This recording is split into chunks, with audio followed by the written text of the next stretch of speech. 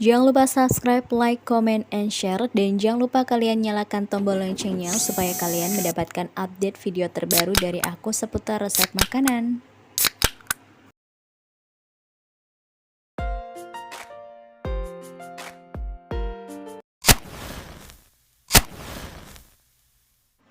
Penggunaan api kecil dan api besar saat memasak. Memasak tidak hanya sekedar merubah olahan mentah menjadi sajian makanan, melainkan memerlukan pengetahuan hubungan api yang digunakan terhadap cara memasak. Lantas, masakan apa saja yang memerlukan api kecil dan masakan apa saja yang memerlukan api besar? Pertama, untuk masakan yang memerlukan api kecil yaitu seperti menumis bumbu halus untuk masakan balado, pelsmor, rica-rica, dan lainnya. Karena apa? Untuk proses pematangan bumbu halus ini kan bukan hanya merubah warna kematangan, melainkan aroma mentah dari bumbu tersebut ini dimasak dengan api kecil ini tujuannya matangnya sempurna sehingga masakan tidak bau mentah. Selain untuk menumis bumbu halus, juga saat mengungkep ayam ataupun masak rendang supaya bumbunya ini meresap ke dalam ayam atau dagingnya juga memerlukan api yang kecil. Adapun untuk menggoreng ayam atau ikan ketika menggunakan minyak yang tidak terlalu banyak atau sedikit itu juga memerlukan api kecil supaya luarnya tidak cepat gosong dan dalamnya matang.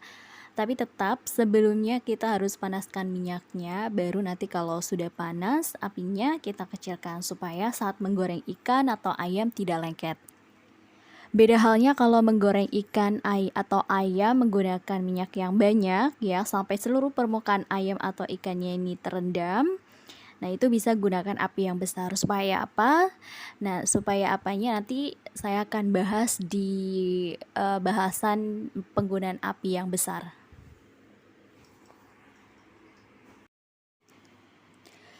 Setelah membahas masakan apa saja yang menggunakan api kecil, kedua saya akan membahas mengenai masakan apa saja yang menggunakan api besar. Nah, penggunaan api besar biasanya digunakan untuk memasak masakan yang menggunakan bahan tepung. Ya, contohnya seperti masak gorengan, ayam crispy, jamur crispy, ikan tuna crispy, dan lain-lain. Nah, tentunya penggunaan api besar untuk memasak masakan tersebut ini tidak sepenuhnya menggunakan api besar. Maksudnya, misal kita goreng ayam crispy, itu tentunya saat minyaknya ini sudah panas ya, dan menggunakan minyak yang agak banyak, kemudian kita goreng dengan api besar. Nah, setelah berubah warna kecoklatan baru nanti kita kecilkan apinya. Penggunaan teknik masakan tersebut ini akan mendapatkan hasil masakan yang crunchy, garingnya tahan lama. Nah, sekarang kita akan membahas untuk penggunaan api besar saat menggoreng ayam, ikan, atau lainnya di minyak yang banyak.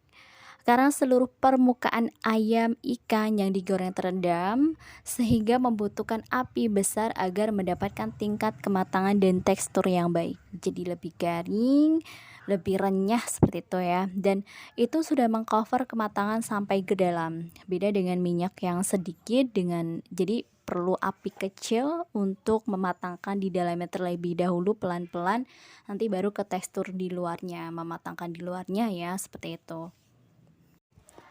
Penggunaan api besar juga diperlukan untuk memasak nasi goreng, mie goreng, kuitiau goreng ya. Tentunya dimasak setelah minyaknya ini sudah panas.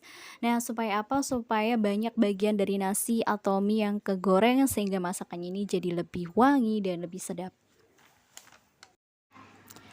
Sekian tips-tips penggunaan api kecil atau api besar saat memasak.